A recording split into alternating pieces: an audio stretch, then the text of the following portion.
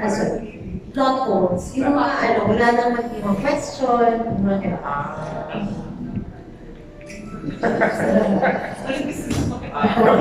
Nawalang spoiler.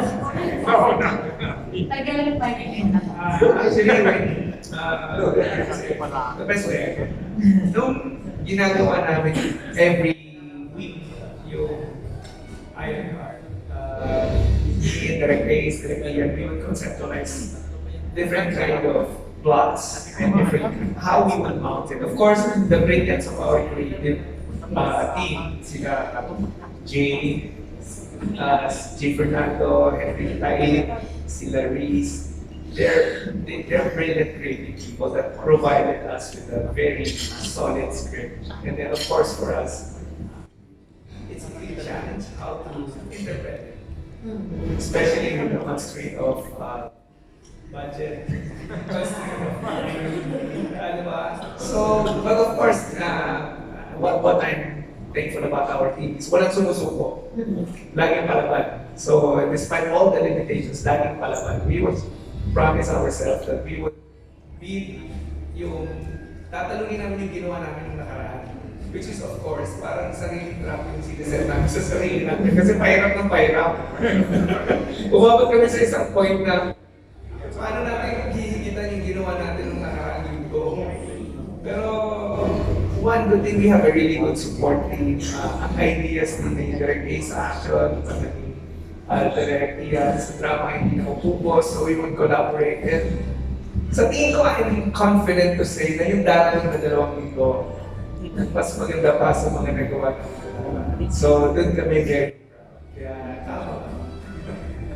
For the cast naman, usually, ano yung mga feedback? Diba, na-mention nyo nga, Jade, na kung nakita ka naman grabe, ano usually yung feedback na pinaka-natutuwa ka, naninig from mga viewers?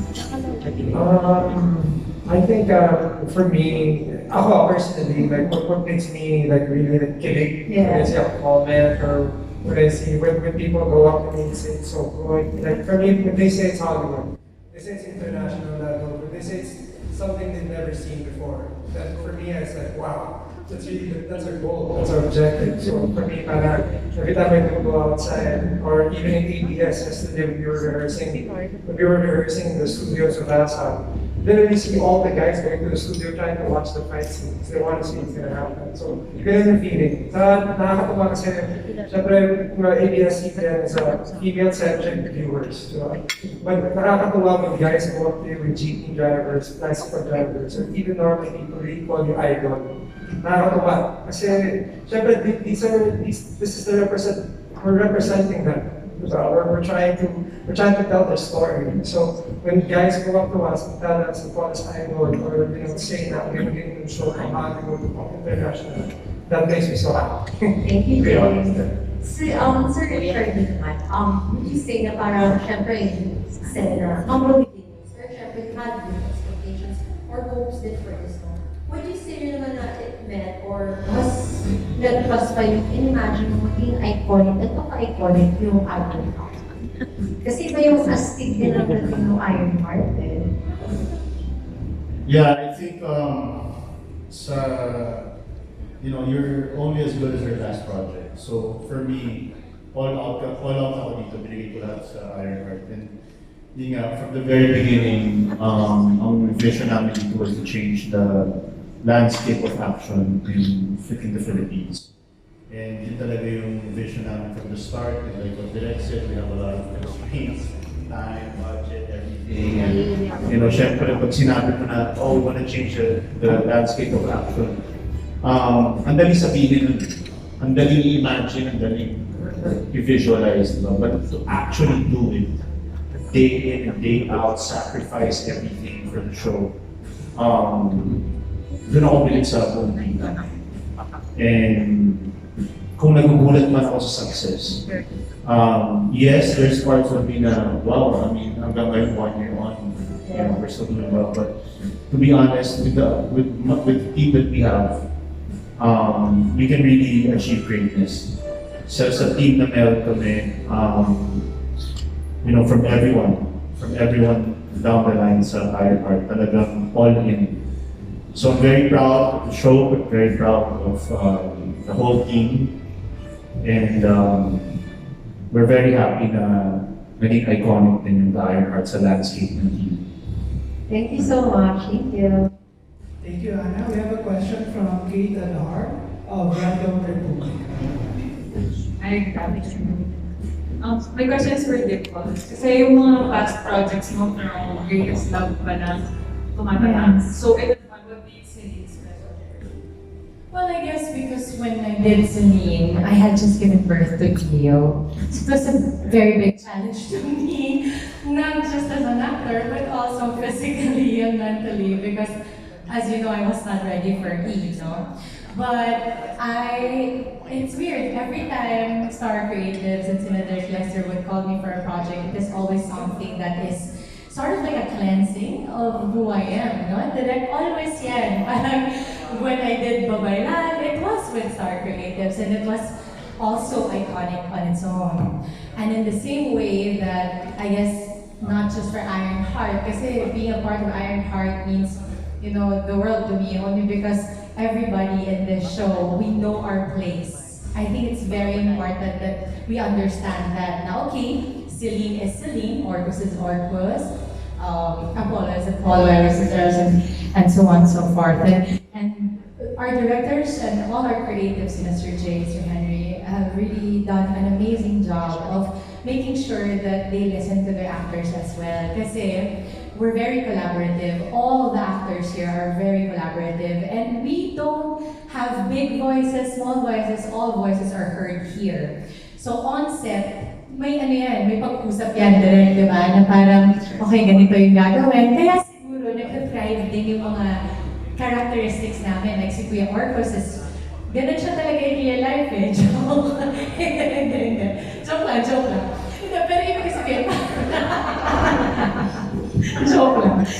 What I mean, Ate Kate, is that I'm sure you know na parang with Celine, I wanted to empower the woman, the mother, the one who would be watching us from every evening. Kasi maraming kababaihan ang nanonood. Hindi lang dahil sa mga kalalakihan sa show na to, kundi dahil sa mga kababaihan din. So I stand beside, of course, Sue Ramirez, Sofia, Andres, Meryl, Ray, Alu, Kai, Riza, sila Miss Maricel Lanza, and so many others who have come along, you know, and told the story of women throughout an industry or somewhat a plot that usually men dominated. So ang sarap lang to be representative of that. Kasi, bili mo nag-action ako, Ate Kate. Nakita mo ba ako nag-action before?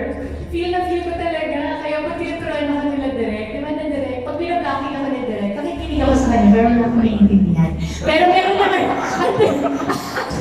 doon naman yung, meron naman po kami interpreter, di ba no direct?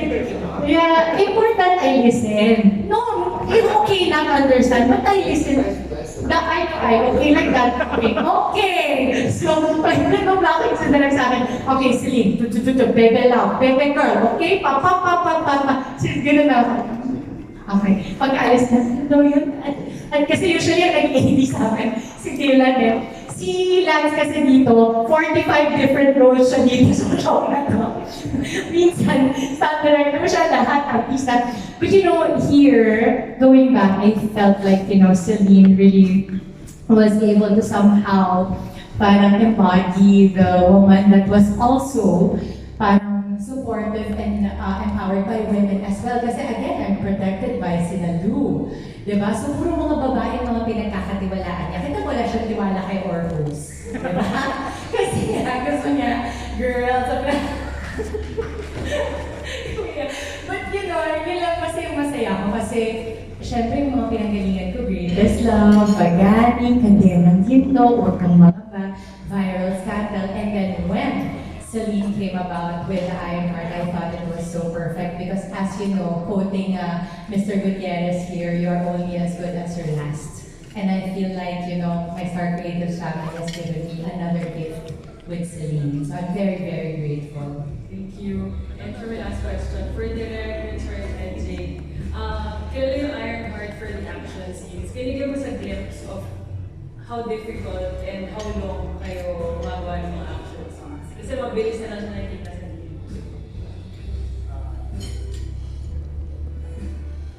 Yeah, lagi na sinasabi, laging binabanggit ng mga tao, galing yung action, galing yung pagkaka-execute and everything. But I also have to commend our writers dahil hindi lang naman yung action ang nag-hold ng show.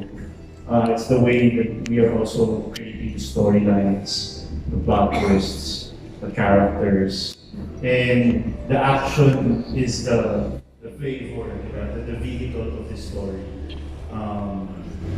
But like going back to your question, yung mga action scenes namin, it really depends on what kind of action we're doing.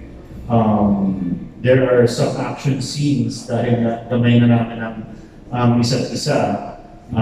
There are some action scenes that we're doing faster than talking scenes. But there are big action scenes that we really do 2 days, 3 days, depending on the requirements of the action. But siguro mas makakasagot tungkol dyan si Direk kung paano nila pinaprepare ang action scenes. Kami naman ni Jake, we're ready for anything. We give our best in every scene that we do. That's lahat ng mga kaya namin, binibigay namin. But yeah, it really depends on what kind of action that we're doing for that particular scene. Yeah, Direk, you wanna add? So for the action scenes, normally bibigyan kami ng idea, of course, getting from the script. Again, tama si Char. The success of the show is not just action, because action without a good narrative is nothing. So maganda talaga ang kwento because of what our creative people have written about the story. Action is just our tool to tell that story. And one unique thing that we have for the action is there's a narrative within the action. So there's a story within the story. So we try our best not to showcase people just killing each other without pushing the story or walang story na gaganap. So we always want to tell a story within the action. So how we design it, pagbasa ng script, I would visualize it, and then of course tell the story kay Direk Ace, and then I would tell him how I visualize it, and we would plan for it. And then normally we would have one good thing about Ironheart, yung iniisip natin na kung sa ibang production, it would have taken more time and more money for them to do what we did. For us, because maybe of the collaborative environment and the expertise, I'm working with masters of their art. So we were able to create something very beautiful in a very short period of time. One whole day would, like for example, the Braver scene, we shot it for 1.5 days. It's when you look at it, hindi nyo na maisip paano namin ginawa. So we've been working for almost 20 years together. So yung gamay na gamay din namin yung isa't isa. Saka hindi kami nahihiyang utusan ng isa't isa. O ikaw na kumuha niyan, o ikaw na kumuha ng ganito. And then, one big factor na hindi na lalagay lagi sa usapan is the risk the actors is taking every time we would shoot action scenes. Other than the physical pagod, they're putting their lives at stake in most of the cases. Kasi dinagaan din ginagawa. Araw-araw na ginagawa yan, it's something very, very dangerous. So, because we have very good action team, our action choreographers, action coordinators, stuntmen that supports us, is they're master of their art. Kaya din nagiging safe, less yung risk na tinitake ng bawat isa. But I salute all the actors for really taking the risk with us and trusting us for parang pinagkakatiwala nila yung buhay nila sa amin. Gagawin namin yung mga bagay natin. Thank you, Direk. Thank you, Dean. Our next question will come from Jerry Odea of Pet.ph. Para kay Atea na napakagaling sa Daddy House at ang Daddy Baronet ang party nitong Ironheart. Kumusta yung experience mo dito? Ano yung magandang memories sa mga nakatrabaho mo dito? Well, masaya po para po kami pamilya. Kaya po dito po sa mga actions, pataban-laban kami. Pagkanto ng pagkatawanan po kami. Well, di naman makasali doon, pero mga naririnig ko na po sa mga kwento nila. And yun nga po sa entire family, kaya lang, kaya Luis, kaya Amy, kaya Carlos, Joy. Kaya po, para po talaga kaming pamilya, naghahanapan po kami talaga sa airport. Yun po. Pwede rin siguro sumabot si Raisa, iba mga artista, yung magagandang memories ninyo sa paggawa dito sa mga nakatrabaho nito. Yes po. Sila rin, sumagot na rin. Ako po, masaya ako na naging part po ng Iron Heart kasi karamihan po ng cast, first time ko rin po nakatrabaho and also na directors. And Star Creatives po, first time ko rin makasama po sa, makatrabaho din po sila. And sobrang ganda po ng experience ko at marami po ako natutunan sa mga cast. First time ko rin mag-lock-in sa Iloilo na napalayo po ako sa anak ko. So yun, medyo challenging yun para sa akin. Pero natapos ko naman at nagkaroon ako ng bagong friends. Go ahead, Lou. Hello po, hi.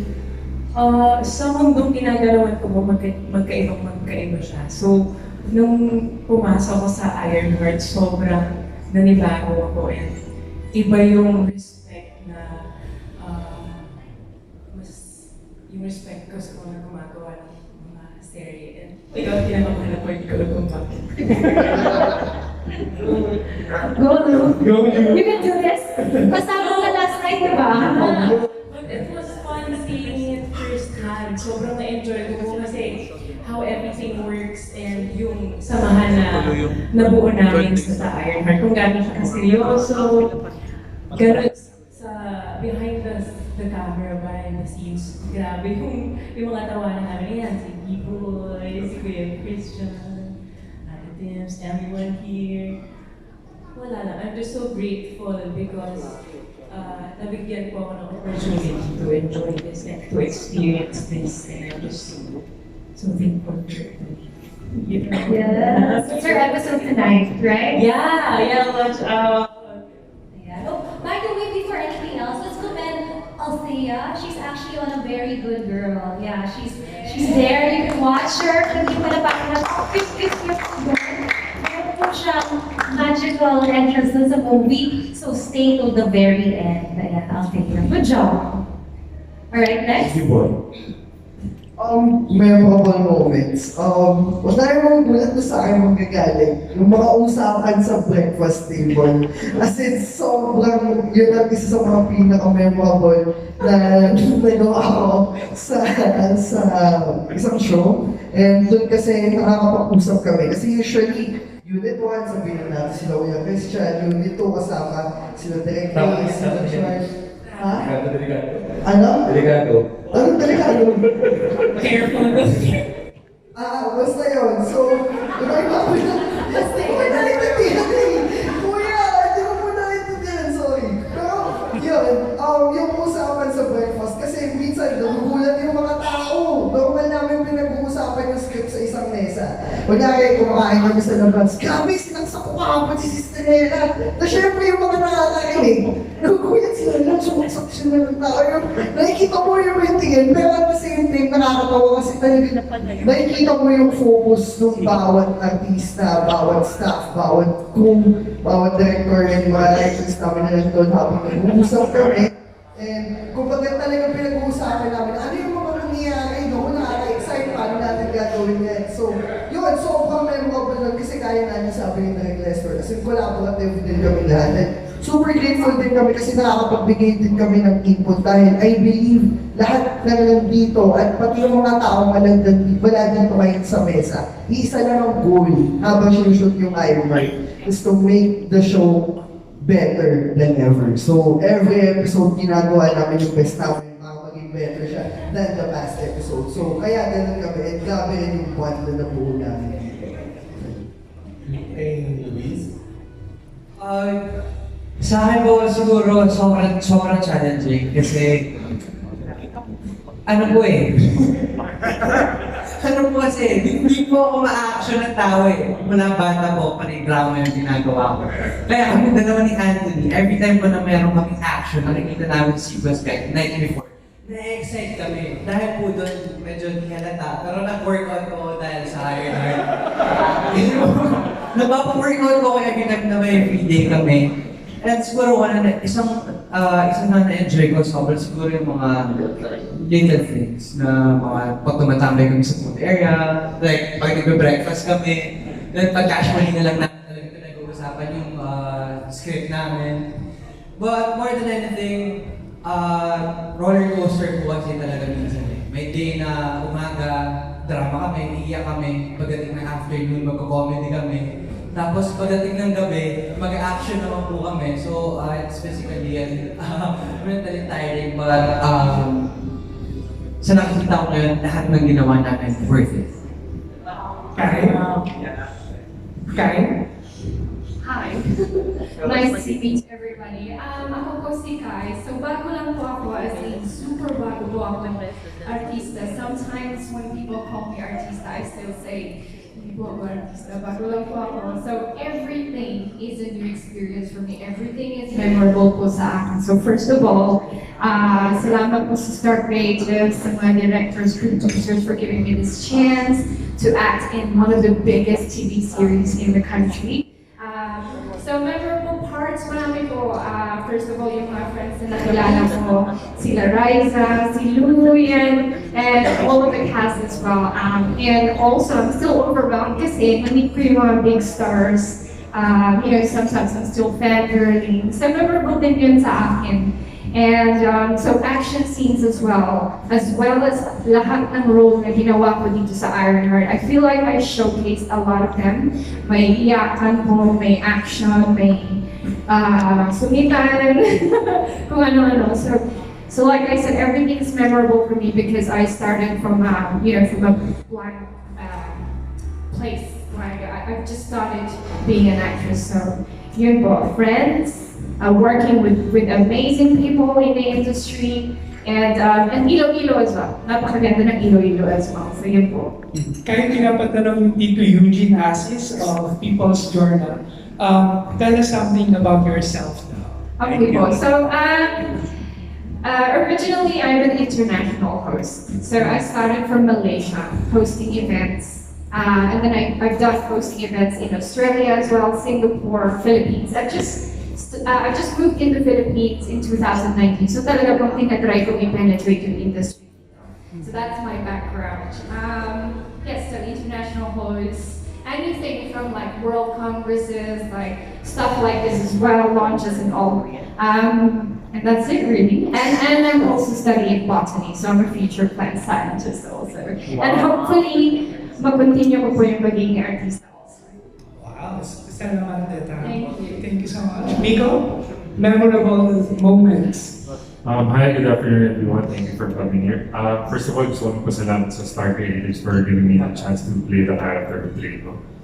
Thank you, Derek. Thank you. Thank you. So memorable for me is, like what Iggy said, nagsisimula yan sa breakfast. Tapos, darating kayo sa set, you do your stuff. And then kasi dito sa Ironheart, I mean, I've done action before, but this one is really different for me. Talagang ibang level yung choreography dito. And they are masters of their craft.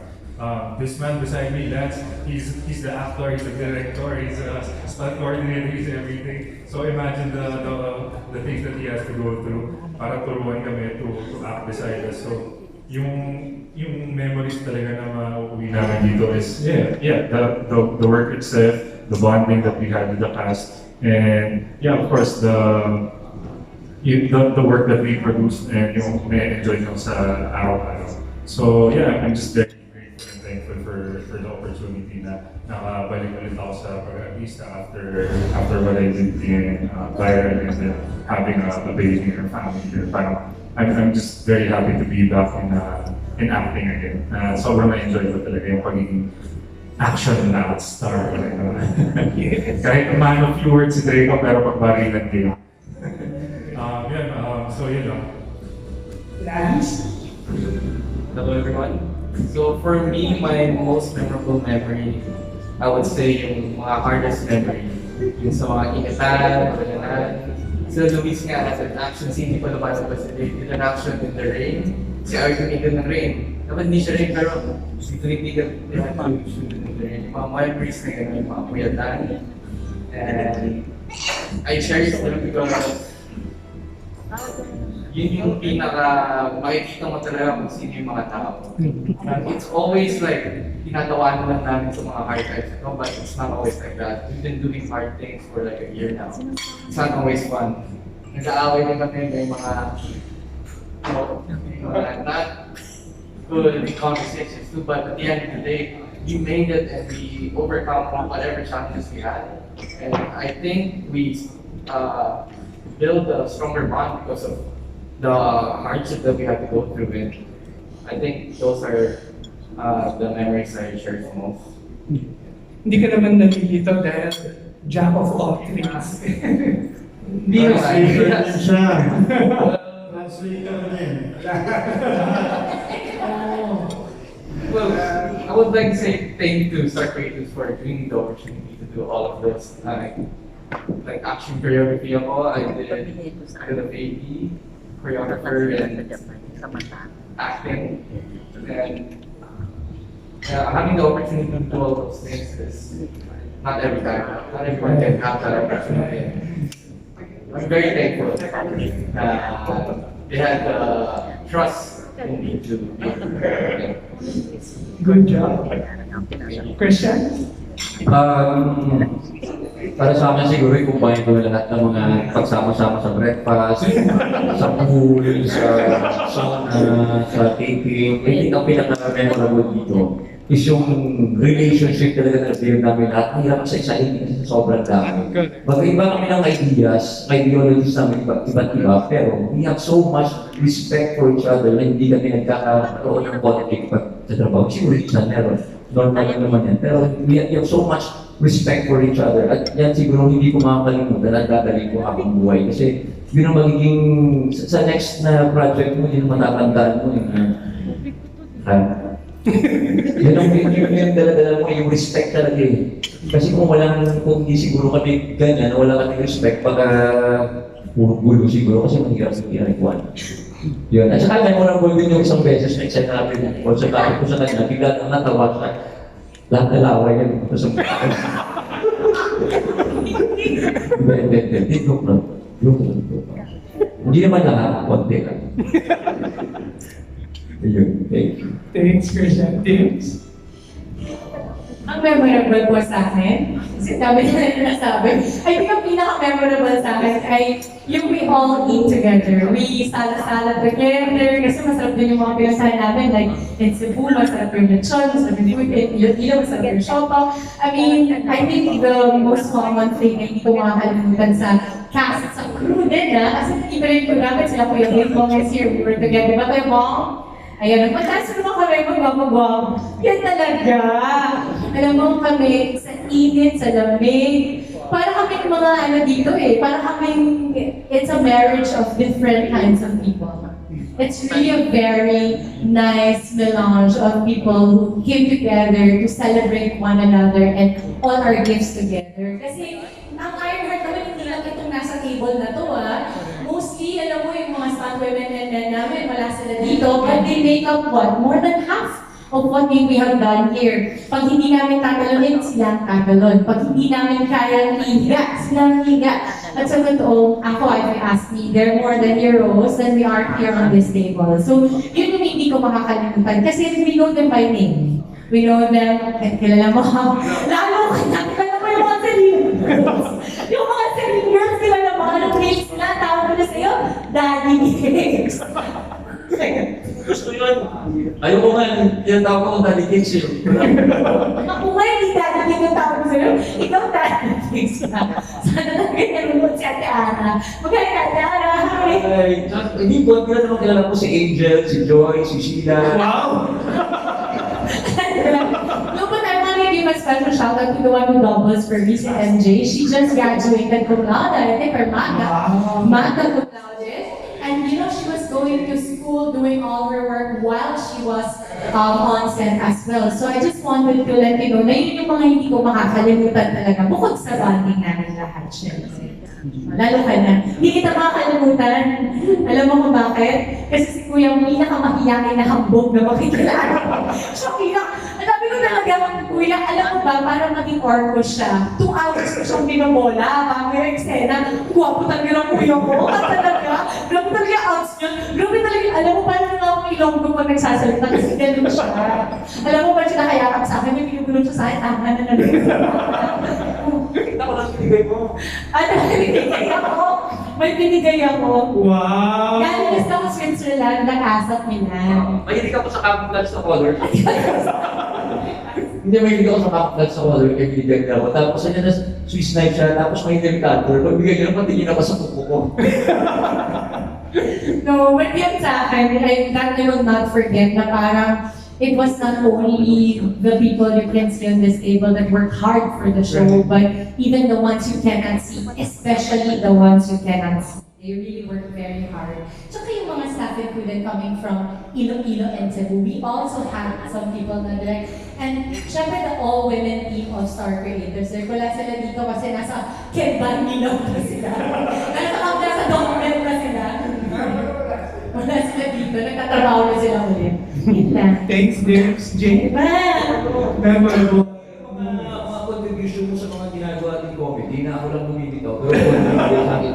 Kasi pinipid ko siya. Sabi ko, Kuya, ganito isasara ko yung pinto kung bakit tinamaan ka. Tapos, may pinaka-favorite ako, di mo makakalimutan. Ano yung sabi mo, Kenny, pag tumanon ako, paano mo gagawin? Hindi naman gano'n eh. Alam mo naman, kita naman kay dito. Maganda rin yun. So basically, we work kami lalo ni Kuya, we work hand in hand. Kasi nga, parang naman kaming, kumbaga makulit, kaya nag-work ng direct. Kaya lang, syempre lagi kami napapagsabihan. Kasi may mga eksenang seryoso. So, sinasabi ni direct na, wala mo ng Orcos at Celine, hindi pa na mapalala. At nag-trending yung love team niyo. Diba? Jay? Yes. Siguro, one thing I'll never forget about the show, actually I said it also in the meeting, is the mentality. The set, the attitude of the set. Kasi, I've done a lot of shows. Marami na ako teleserye nagawa, marami na pelikula nagawa. The first sign of failure, the first sign of, it's not doing well, all of a sudden, nangyari na out to work. Here, we went through that, but we also ran it together also. It wasn't high ratings right away. We weren't successful the moment we got in the air, when we got in the air. So, we had to uplift each other. We had to be a fan of our own show first. And it spilled over. It came across to the audiences. And that's why we're so proud of the show. It's because we really had to earn it. Hindi mo lang binigay. Nothing came for free. Everything was earned from the ground up. So for me, one thing I'll never forget is the mentality, the work attitude of Star Creatives, my directors, my co-actors. Kasi not one of us wanted to give up ever. Even in an injury, even when it doesn't make sense to do it anymore, we're still gonna do it. And I'm gonna love that about the show. I love that about all the actors and the directors here. There weren't so many times we were in the set na hindi mo na nararamdaman ng mga celebrity na yung mga kasama mo. We were there to do a mission, and we did it. We have one more mission left. We're gonna slam dunk, Sorry? Sinabi nila lahat yun na rin. Ang daming memories eh. Like, sobrang daming memories. Siyempre, you have memories with different people on the set, diba? Different locations, the experience of filming, the experience of behind the cameras. There's so many memories. It's just hard to pick just one, diba? It was really the journey of the show that's really, I'll remember for the rest of my life. Like what Jake said, nung simula, hindi naman kami, we weren't favored. We weren't favored, so we had to earn it. We had the grit. We had the grit to earn it. We dedicated everything for the show, sacrificed a lot, you know. And I'm sure the crew, that you know, the people behind the camera, they all sacrificed for the show. Everybody sacrificed. And you know, hindi ko makakalimutan the whole journey from the beginning, from the moment we started filming day one to where we are now. It was just it's a nice story. It's a nice story. It's a story that I can tell my kids. You know, it's a story that I can pass on to my peers, younger actors in the future. You know, so it's really the journey of the show that I'll remember forever. Thanks, Carl. We are down to our last two questions. Our next question will come from Albert Paborito of the Chickeness.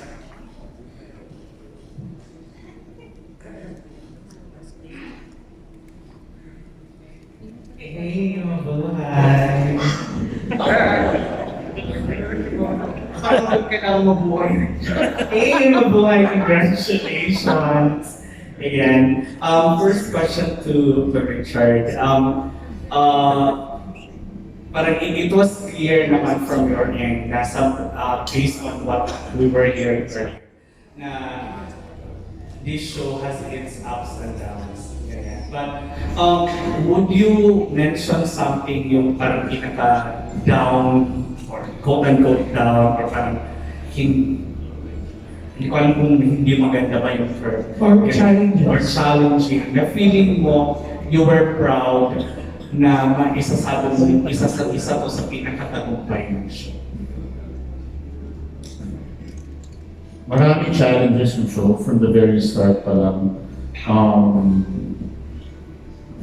Basically, yung time constraints din namin, you know, and then, of course, we're trying to do action sequences, give the best kind of action that we can do, and at the same time, give the number of sequences each taping day. You know, there's a lot of challenges. Kung tinatanong mo isang particular challenge, ano ba?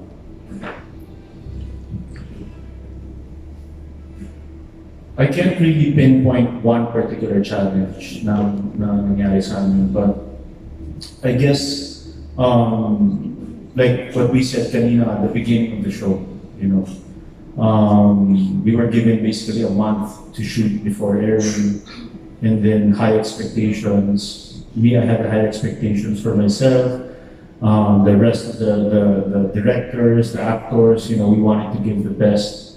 And it was an uphill challenge from the very beginning.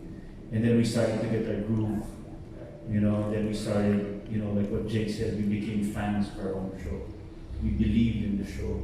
We believed in each other, that we can push through and carry on. And it's really the teamwork that made the dream work. Yeah, it's true though. So true though. yun ang nangyari sa amin. And was there a specific meeting ba with the bosses na parang somehow signified na yes, we were in the right track already? I'm sorry. When we were starting to discuss the season 2, that was really the beginning of signs na, oh, wow, they want to extend their show. You know, so, and then we had the Italy trip, you know, they gave us an Italy shoot, and then extension for season 2. That's when, you know, that's when you realize that, oh, we're doing something great for the company. You know, we're doing something good for the company.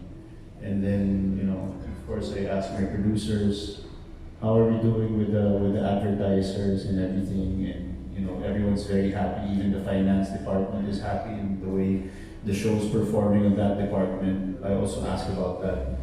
And everybody's, you know, everybody's happy with the show. So, nakaka-proud na parang, you know, maybe we were not favored in the beginning, but God definitely favored us.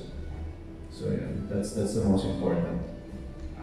And yung last na lang is, like, syempre yung last 3 weeks pa. So, but how should we prepare ourselves for the last as viewers? Brace yourselves. No, we're gonna, yun nga, sabi ni Jake, we have like this one big mission left. And we are going to make it worthwhile for our audience, definitely. We're gonna give our best. The usual, the usual Ironheart, but expect fireworks, like. Yeah, we're gonna give our best on this one, and I think it's gonna surprise a lot of people also. So yeah. Thank you. Thank you. Our last question will come from Franz Howard. Hi po. Hey, hello. Good afternoon po sa inyo. Congratulations po. Yes, nasisipangs na po ako. Kasi yes, ayun, walang halos mitis talaga sa Ironheart. Congratulations, hi ma. Ayun. Unang question kay Kuya Jay Fernando. Hello po. Ayun. Kuya Jay, kasi nung napag-usapan natin kasi tinanong ko sa inyo kasi dinagbaliktaran. Nagulat ako kasi isang buong team ang halos bumaliktad. I mean, Altari biglang naging napunta na kay Apollo. So question kasi, nagtatanong din sa online kasi parang, where is Venus at the moment? I mean, isa yun actually kahit si Kuya Pepe is well, of course si Mary wala na so, what happens to Apollo 5? I mean, meron bang pwede things man lang na baliksada naman na yung kwento din nila somehow, hindi na siya hindi was idol. Siyempre kasi when we were planning the show, the extension wasn't part of it wasn't part of the plan. So because of that extension, so mga scheduling conflicts with artists, so some were not able to participate to be part of the extension.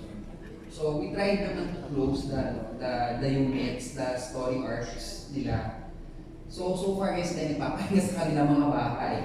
Kasama ni Poseidon yung family niya kasi yun naman yung objective niya ever since. Yes. So when we were looking at the characters, hindi naman namin pinapabayaan kung ano yung mga art na yun.